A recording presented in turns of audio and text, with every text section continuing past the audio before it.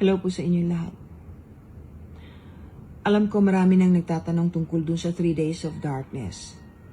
Yung 3 araw at 3 gabi na magdidilim ang buong mundo. Matagal ko na pong alam ito. Yung iba, palibhasa po may internet na namumulot na lang tapos nagbibigay ng mga prediksyon na kung minsan po mali. O para lang siguro panoorin para dumami ang nanonood. Alam ko na po ang 3 days of darkness about 30 years ago pa. Alam din ni Ate Nova Villa. Pinag-usapan na namin dyan. Pinag-usapan na po namin yan. Kung familiar kayo kay Vasula Raiden, hanapin po ninyo si Vasula Raiden.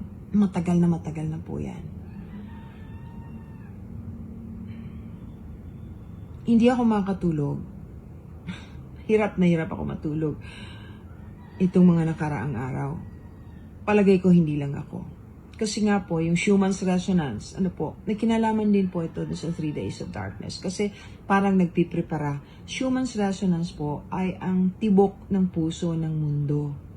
Meron yan sa TikTok, hanapin po ninyo. Schumann's Resonance. Ibang-iba na po ngayon. Kung minsan, ang tibok ng puso ng mundo ay tumitigil pa. Hindi pa po yan nangyari before. Pero nangyayari ngayon. May mga colors po yan. May green, may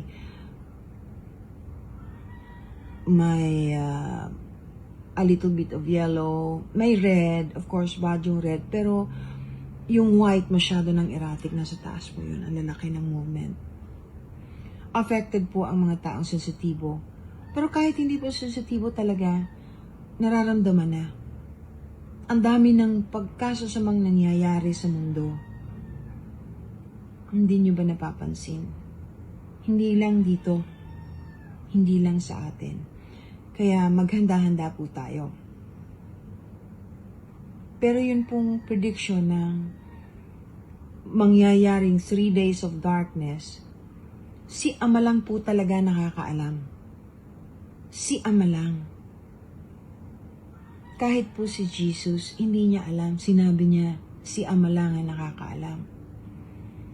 Pero ngayon, ang dami na pong nagkiklaim na mangyayari ito ngayong December 21.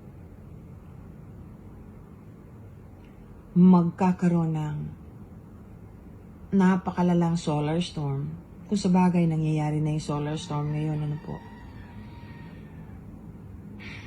Pagkatapos unti-unting magdidilim ang mundo.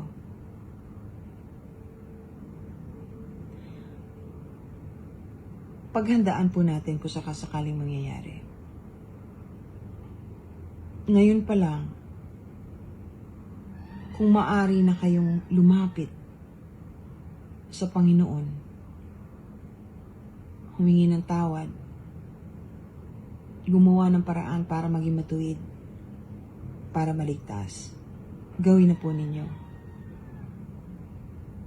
Ang kinalulungkot kasi ng langit, kaya magdidilim, ay dahil labis-labis na ang kasamaan. Pagka may namamatay, ipinagbubunyi. Katulad po ng nangyari kay Charlie Kirk. Regardless of whether you like what he's saying or not,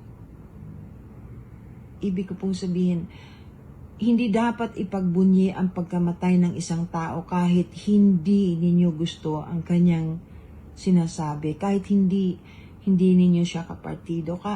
Ang pagkamatay, pagka minurder ang isang tao, ay dapat huwag ipagbunyi. Maraming ganyan ngayon. Parang wala ng Diyos. Masyado ng makasarili at ang kapangyarihang ginagamit nila, actually, hindi nila alam, ay galing sa mga negative forces, evil forces. Yan pong 3 days of darkness, kung matutuloy, tingin ko hindi pa po.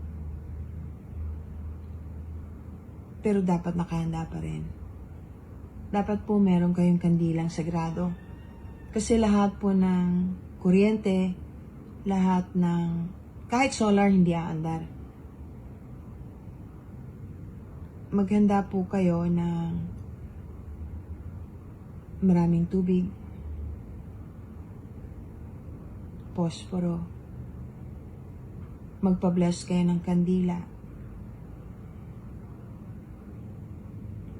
Yung mga may sakit o meron mga iniinom na gamot araw-araw, maintenance po ba? Bumili na kayo ng marami-rami. Kasi pag nangyari yan, magkakagulo talaga. Magsasara lahat. Magkakaroon ng looting. Kasi kahit na 3 araw lamang ang magiging madilim, mga pangyayaring hindi maiiwasan na hindi maganda ay magaganap. Kaya yung mga importanteng bagay para sa inyo, katulad nga po ng gamot, bumili na kayo. Pagkain at saka tubig. Magkakaroon po yan ng mga riots, looting, at saka sasamantalahin ng mga masasama. Papasukin ng mga bahay-bahay. Of course, magbabayad sila na po.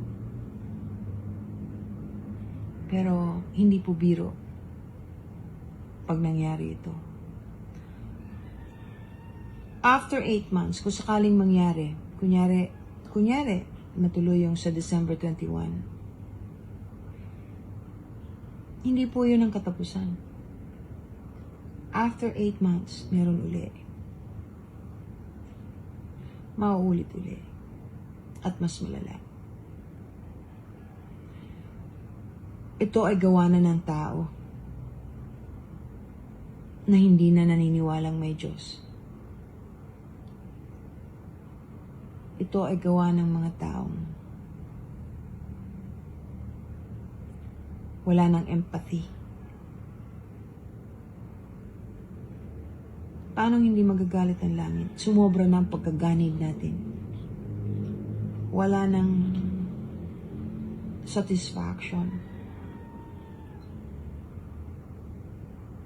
Tayo po ay naging masyadong maging makamaterial.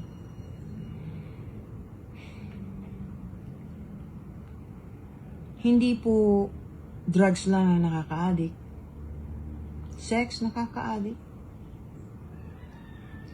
Pagsisinungaling ay nakaka-addict.